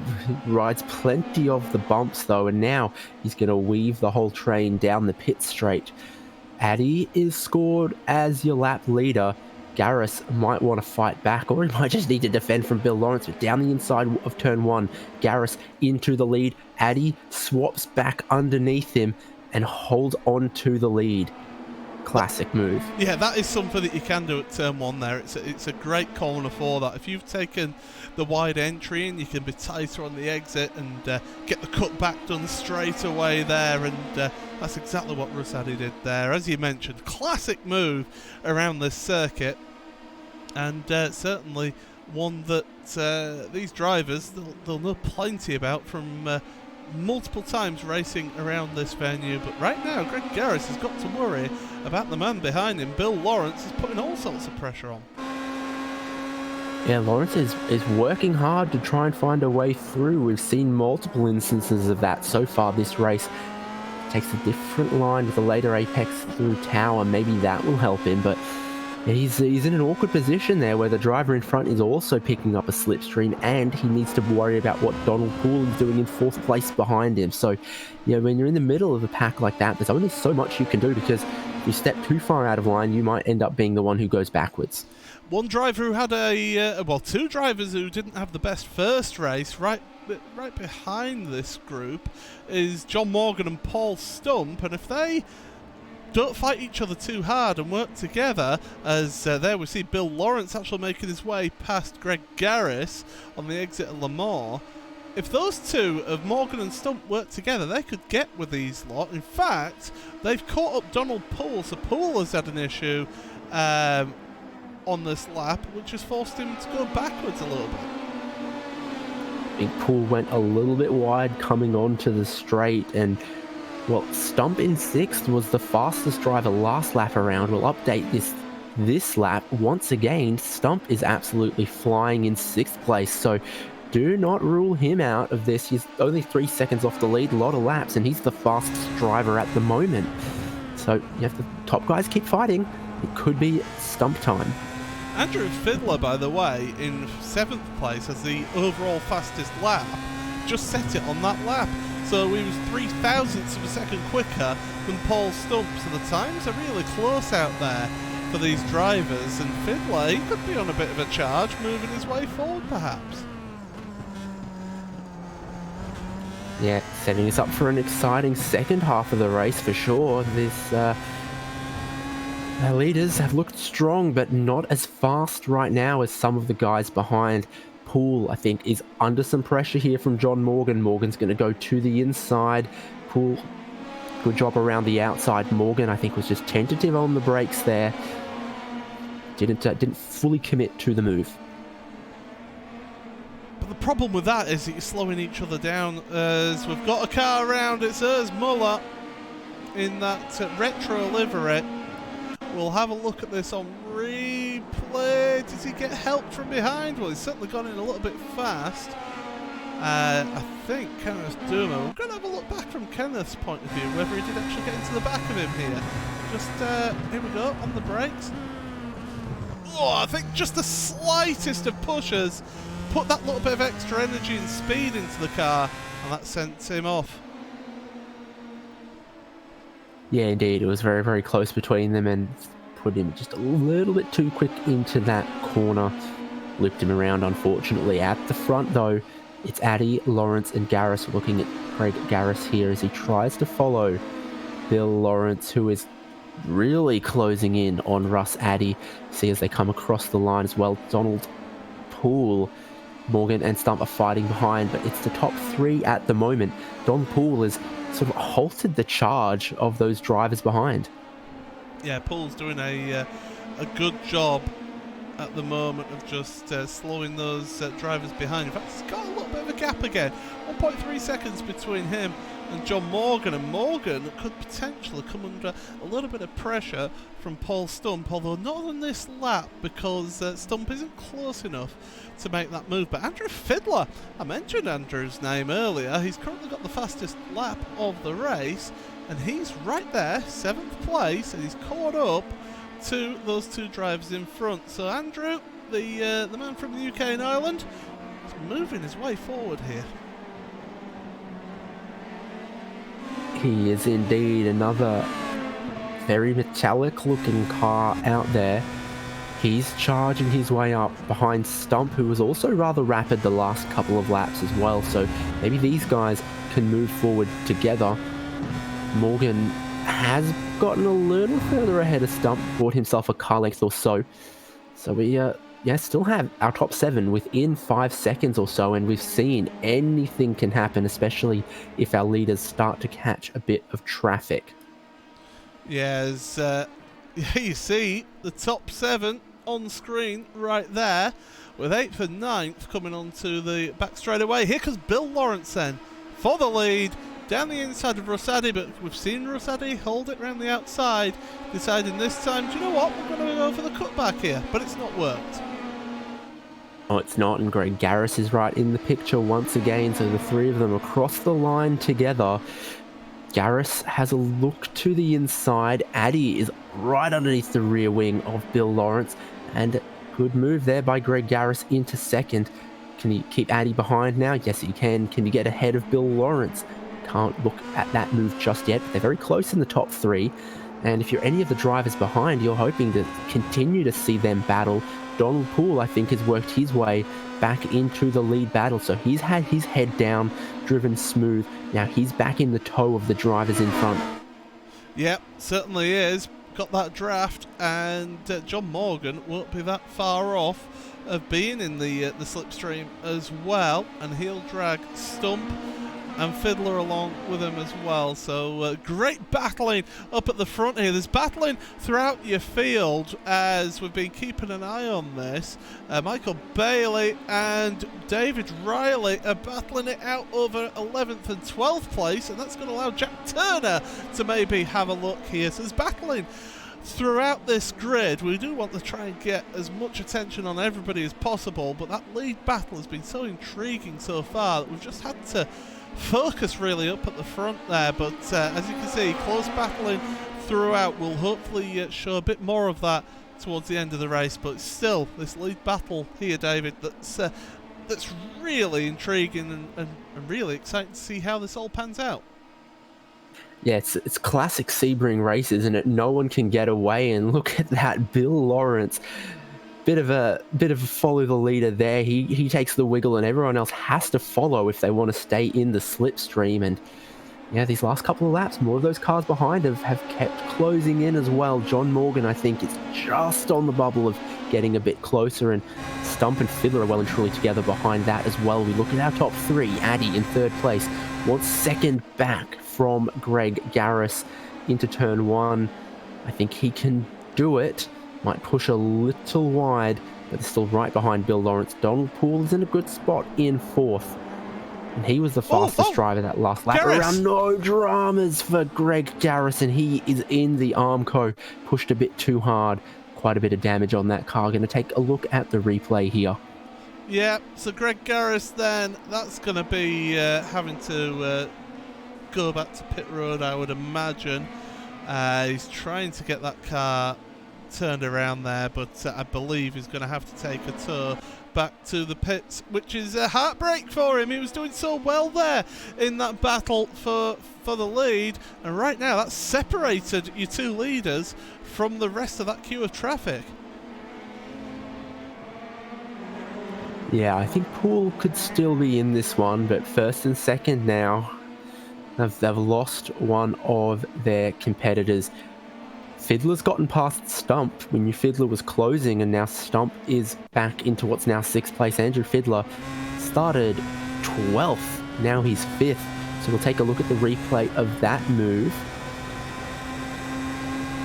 Good run out of the hairpin, following in the draft, and then just to the inside here. Confident on the brakes, move. It's just that classic move, isn't it? Down at the turn number 10. So it's always on there. Although, look at that, Stump moving back now. I'm not sure this is what these guys need. I think, Andrew Fiddler has the fastest lap of the race. He maybe could have just followed along, but Stump back into 5th. There's been some dramas elsewhere out on track, I've heard. We'll take a look at this replay. This is probably it. Jack Turner right up behind the 14 of David Riley, I think it was. That is nasty bit of wheel-to-wheel contact for Jack Turner. That is certainly what I heard. That is not a ride that you want to take. By the way, Russ Addy and Bill Lawrence now have been battling, and Donald Poole is back into this. John Morgan is in this, so this lead battle is still ongoing. We're trying to get you as much of the battling throughout the field, but Addy can't break away from Bill Lawrence here, and Donald Poole has got another opportunity now, although making a big mistake on the exit of the hairpin there. Poole almost losing control. Yeah, a bit up and down for Poole. He's closed up really magnificently on the lead, and then that little problem there. Sometimes I guess that happens, you're sitting very low in these cars. Once you're just driving along behind the rear wing of someone else, you lose some of your visibility, some of your reference points, and that could have been what caught out Greg Garris as well. I think it's tough to drive right up behind someone in these cars because you just can't see a whole lot. Oh, we've had further issues. I believe this is down at the hairpin. Please don't say teammates have got involved. Well, Richard Coulomb, I saw, was one of the drivers involved. Let's have a look onto the brakes. Oh, the 9! That's a bit ambitious with the braking right there from the 9, Douglas Beasley. and they get back up and running again. We'll have a look at that from on board Douglas Beasley's car, and then we'll go back to live pictures very shortly, because we have had a change in race lead, but I think he's just missed his braking a little bit. Yeah, braking at the 2 cone is not your normal braking spot right there. No, he's been distracted by something. Always think about the logo on the nose. I assume his brake pedals are fine, but just a bit of operator error there. Yeah, but we'll keep it on the replay here then, so you can see the change of the lead at this part, and it was down the back straight once again, down the Ullman straight, and Bill Lawrence decided, well, I'm just going to keep it down the inside here. So Bill Lawrence into the race lead. Good move around Sunset Bend there. Now he's closely pursued by Addy, Poole and Morgan, and this is live pictures now. He has to defend a bit into the hairpin. That's not going to help his exit. Addy does a much better job. He's going to be side by side for the lead once again, and if you're the drivers behind, you'll love to see this. Addy will back out of it just a little bit. Yeah, these drivers behind of Poole and Morgan, they'll be rubbing their hands with glee right here, because they want these two to keep on battling, because it gives them the opportunity to pile the pressure on. Because if you're in 3rd place, or even if you're in 4th place, if you can keep that pressure on, you can maybe force a mistake and take those 2 leaders out the way, and before you know it, you're in the lead yourself. Yeah, we've seen from race 1, anything can happen. I think that's definitely still the case for race 2. But they are going to have only 4 laps to go at the end of this one. This is on board with 2nd place Addy as he closes up. You see, once they get to 5th or 6th gear, that slipstream is very, very strong indeed. So Addy comes from, a couple car lengths back to be almost entirely clear at Sunset Bend. What line will he take here? There is some nasty bumps right up against the wall on the inside there, but Addy works it out perfectly. He's going to lead this lap. How many times can these guys trade those places before the end? Well, I mentioned it in the first race. You want to be maybe sort of planning what happens towards the end here, because really you don't want to be in that 1st place on the last lap down the Ullman straight if you've got somebody right behind you. If you've got a bit of a gap, it's not too bad, but if they're right up behind, which these 3 drivers, so these 4 drivers have been pretty close together throughout this race, if they're that close on the final lap down the Ullman straight, you can see the moves being made into Sunset Bend. Yeah, it's reminiscent of Daytona or Monza, where you don't actually want to lead on the last lap. You want to be 2nd coming out of the last corner so that you lead coming to the line. But again, a little bit of traffic in front. 73 car, and if you're that driver, you get out of the way, you can let a lot of cars through in one movement. So Addy, Lawrence, Poole and Morgan are all together in 1st and 4th, and Fiddler's the fastest car last time around in 5th, but unfortunately him and Stump, I think, lost a bit too much time trading places between each other to be able to catch this lead pack. So that's a lesson if ever there was one. Fiddler was 9/10 of a second faster on the previous lap than 4th place John Morgan. So as Camera tries his best to get out the way, Donald Poole has got involved into the back of him, and oh my goodness, once again lap traffic getting involved, and once again at the same section of track. So we see this one. Addy goes down the inside as the leader. Cars on the outside there, has a bit of a wiggle, almost made contact with Bill Lawrence as well, and then tangles with Donald Poole, and it's not good for Poole. He's got a lot of damage, and from the way that's going, he might have picked up some suspension damage as well. That is disappointing for Donald Poole, and cuts down our number of cars in contention for the win here. Addy leads, he's got Lawrence right behind him, and that hasn't allowed Fiddler or Stump to catch much on that lap either, unfortunately. So it's looking like a 3-car battle at the moment. There's 3 laps to go when they cross the line. They've got about 2.5 laps now. Yeah, as they're heading on down towards the hairpin again. This is one of the favourite overtaking opportunities, but as we've mentioned before, bumpy on the braking zone, so it is quite tricky to get it right into there. So easy to make a mistake and end up wiping out your competitor. But Lawrence is just sat there at the moment, being patient, waiting, biding his time. You mentioned about Fiddler. That last lap was actually slower than now third place John Morgan's had dropped back a little bit. David Riley and Bruce Poole, teammates, almost forcing each other off the track there down at the hairpin. This is for 10th and 11th place with Gianni Raspaldo in that magnificent liveried Team Italian Turtles car in 12th place. Yeah, Poole made the move on Riley and it stuck, so Bruce Poole with an E going into 10th place there. He started 20th, so that is big moves from him up the field. Gianni Raspaldo looking for some spots as well. But towards Sunset Bend for the penultimate time here, it's kind of going to be Bill Lawrence down the inside of Russ Addy. Addy trying to keep some speed. The wider line around the outside doesn't quite work, so Lawrence is into the lead. Ahead of Addy, John Morgan a little bit further back there, and battle again for Stump and Fiddler 4th and 5th. But the front here, Addy's going to go to the inside of turn 1, try and fight back. And that looks like it's going to stick. So Lawrence, leader at the line, but only for one corner. Yep. Really close between those two, really close between Paul Stump and Andrew Fiddler.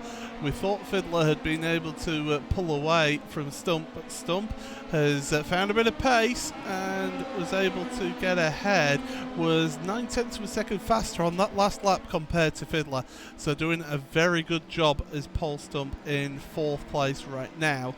John Morgan's just dropped back from the lead pair, so it's just the lead pair battling it out there. We've also got Bruce Granheim and Bob Kern battling out for 6th and 7th places as well, and that battle still going on down in 10th, 11th and 12th as Stump has lost the position, and in fact it was pretty slow on the exit the corner. Taking a look at the replay here, Stump was leading. Fiddler is closing up towards turn 10. Fiddler has the inside, only just a little bit of overlap, but he gets down there and then, ooh, there's obviously not a lot of grip on the outside there. That's where we saw someone else go around there earlier this race as well. So Stump gets a bit wide, a bit offline, and struggles to put the power down. Looking at the lead here, Lawrence in front, Addy getting that very, very strong toe towards Sunset Bend. Not close enough for the move there. Definitely keeps himself in contention. Bit of a wiggle from Bill Lawrence on the entry. Costs him a bit of time, but then he gathers it up in the middle and stamps the power on the exit. White flag in the air. Final lap. Bill Lawrence leads, but can he hold on to it?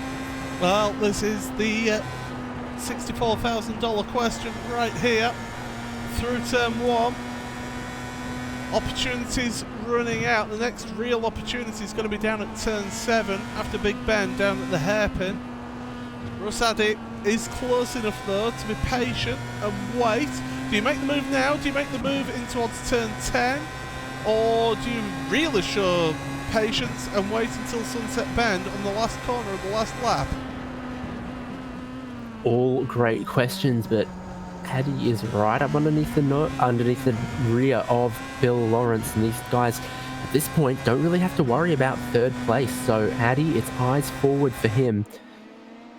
I think you try and make that move into Sunset Bend unless you can be really, really confident somewhere else. But you know, it's high pressure, high stakes for both of these guys. Bill Lawrence looking to get that win after he crashed out of race 1, and Addy, I'm sure, would also like the win. Either of these guys will match the points that Stefan Rostgen got in race 1.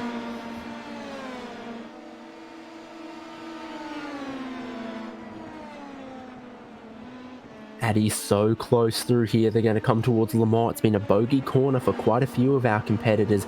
Wider entry from Addy. What about the exit? He gets some tyres on the grass. That hurts his run, and that might be the race for Bill Lawrence if Addy can't close up. butchered his run onto the Ullman Straight, and it's not going to let him be close enough to challenge into Sunset Bend. Bill Lawrence just needs to make sure he keeps that car underneath him through the final corner on the final lap. Plenty of bumps there like there is everywhere around the circuit, but Bill Lawrence doesn't falter, and I think, barring catastrophe, he's got redemption in race 2. Bill Lawrence is the winner ahead of Addy and Morgan. Battle in the background there. I think Fiddler has Stump covered off. Yeah, it was a great drive as Duma and Bruce Granheim across the line. Absolutely neck and neck across the line with those two. I believe that Duma actually just made it ahead of Granheim at the line. We'll have to check the final standings once that's confirmed. Joel Martin and Charles Gilley further down your order, down in 15th and 16th. They're pretty close together. There's going to be a change of position down the Ullman Straight. You can see the damage on the side pod of Martin's car. That'll be hindering his top speed here, but he did have the slipstream going in towards Sunset Bend. That's the move done. Just keep it nice and straight, and there you go, across the line. That'll be 15th position for Joel Martin. Donald Poole, recovering Donald Poole, is only a couple of tenths behind Bob Cohen, but it's going to be too little too late here. Yeah, PJ Sally, Mark Robertson, Wally Molesby trading some places as well. Unfortunately, dropping back down the order here. That's a rather slow number 98 car for Wally Molesby. PJ Sally might have grabbed a spot right at the end as well. Is it possible that the fixed setup fuel is right on the limit? Most of our drivers doing it just fine, but a couple, having some splutters on the final lap if they didn't pick up a lot of draft through the race. Potentially, and that's the point that I was going to make there.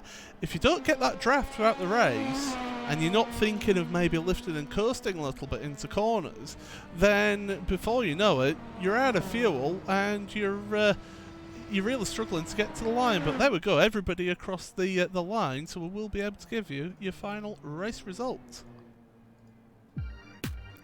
Yep, heartbreak in race 1 becomes redemption in race 2 for Bill Lawrence, but he had to fight all 15 laps for that one and comes out victorious ahead of Russ Addy in second, John Morgan in third, then Andrew Fiddler gets fourth, ahead of Paul Stump in fifth, Bob Kern in sixth, and Kenneth Dummer, Bruce Granheim. We saw that drag race to the checkered flag there. Kenneth Dummer getting it by 4 thousandths of a second ahead of Granheim. Close finish there in those positions. Bailey in 9th and David Riley finishes in 10th. He was just ahead of Bruce Poole in 11th, Gianni Rispaldo then in 12th, Urs Muller in 13th. They were a great battle pack all race long, and that's the order they end up finishing. You go a little bit further down the road to look for Richard Coulomb and Joel Martin and Charles Gilley, the battle that they had. And then it's Ronald McManus, Bob Cohen, Don Poole, and Ed Jones in the 20th spot. So 21st then, John Unsby, who not the best of racers here today, down there in 21st. 22nd for PJ Sally, who didn't set a lap time in qualifying. Matt Robertson, 23rd, only just 23rd place with Wally Molesby in 24th. Jim Moore in 25th, ahead of John Van Barsen. Then Randy Shoemake, Dev Donnelly, Greg Garris and Jack Turner rounding out 30th place. In the back of the field then, drivers who did not finish this race: Douglas Beasley, Michael Hilliard, Ralph Camera, Gary Barbatti and Kenneth Baldwin, with Bill Krause, Stefan Rosgen, who we saw have that big moment in race in the first lap of race 2, and Larry Thomas all did not finish. But we will be able to bring you some interviews. It does mean a little bit of jiggery pokery here in the commentary booth, because hopefully David has seen his message and gets himself across to our Team 6 server. But yeah, we'll be able to bring you the race winner, and what I'll do is I'll be speaking with Bill Lawrence right about now. Hello there, Bill. Congratulations on getting a little bit of redemption for race 1 and getting the race win then in race 2. Thanks, Paul.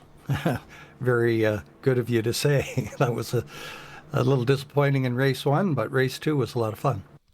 Well, that's it. I mean, we saw the early incident for Stefan Rosgen at the start of this race on the first lap. How difficult were the conditions out there? Because it seemed like a lot of people were having issues with the rear of the car, mainly coming out of the slow corners. Yeah, Sebring's always tough. It's very, it's got a lot of divots in it, being an old airport there, if I can call them divots. Also the cold tires, it was lap 1. It's pretty difficult. A lot of bouncing around out there. Well, I do want to just bring you quickly to race number 1, because you knew you had the pace here going into race 2 because of how you did in race 1. Just talk us through that incident with what happened with the lap traffic there. Well, I believe that was a name I didn't recognize. So, when you race with a bunch of guys, you get to know their lines and, where they are and how they're doing. And I saw this fellow coming up, and I was trying to keep a gap on Stefan there, which was tough. And I just, I didn't allow for a spin, which happened, and that was that. Yeah, it was unfortunate, but as we saw, great battling with yourself, with Rusade, also with Donald Poole as well before he had his issue. You must take great delight from that, and looking at the championship going into this week, I mean, you were down in 9th place going into this week, so really good points haul for you in the championship. Thanks, Paul. Yeah, I'm happy I got some points. I can keep in the fight here.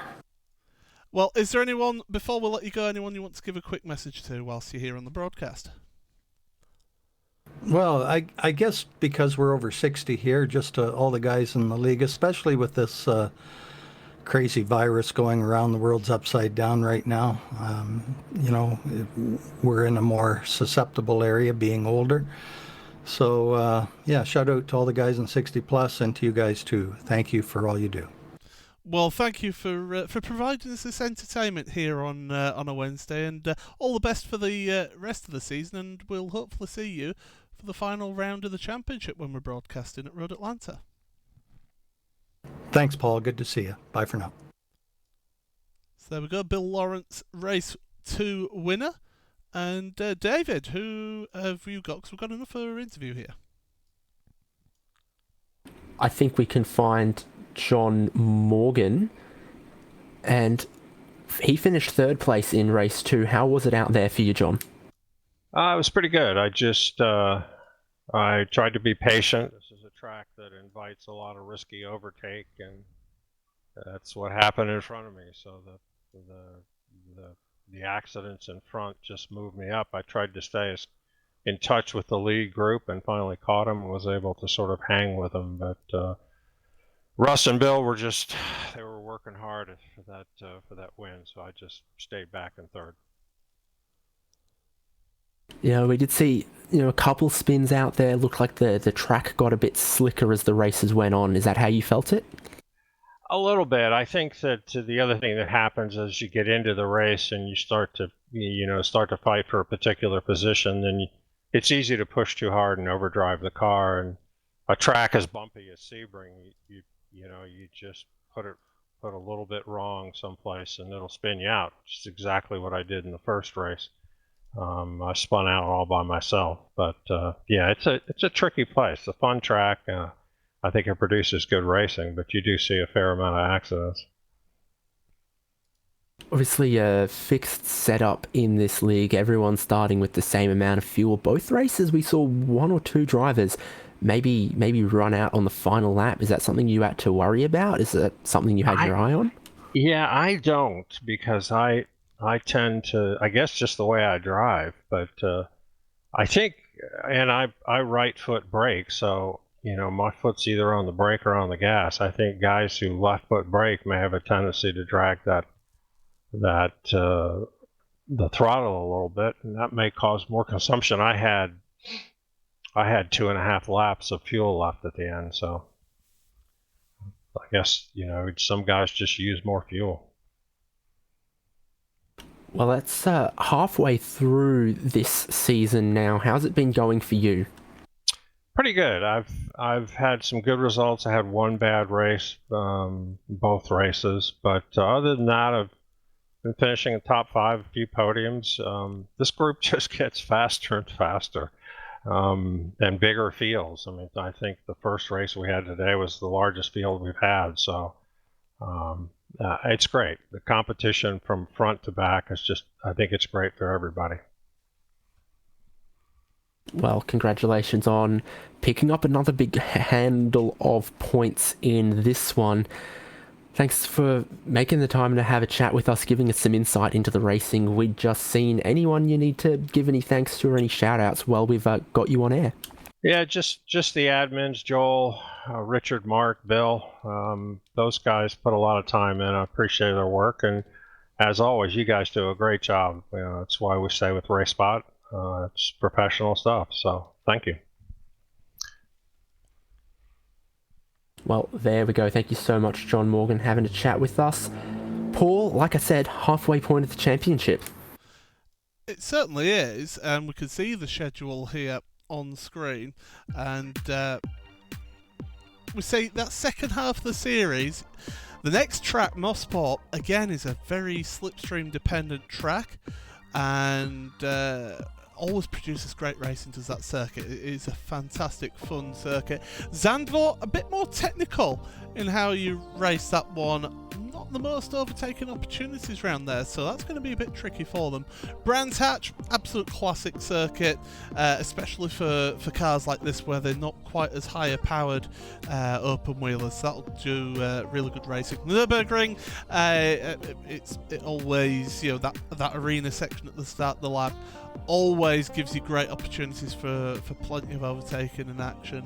Silverstone, I'll be honest, I'm a little bit disappointed that we aren't having that as the final round of the championship, because I would have loved to have seen these cars around Silverstone. But still, an absolute classic circuit to finish off the season. Road Atlanta, which we are going to show on the 27th of May live here on RaceSpotTV. It just promises to be a great second half to the season for these drivers, and I think John said it best, that these drivers just seem to get better and better each and every time that we see them, and always produce some great action.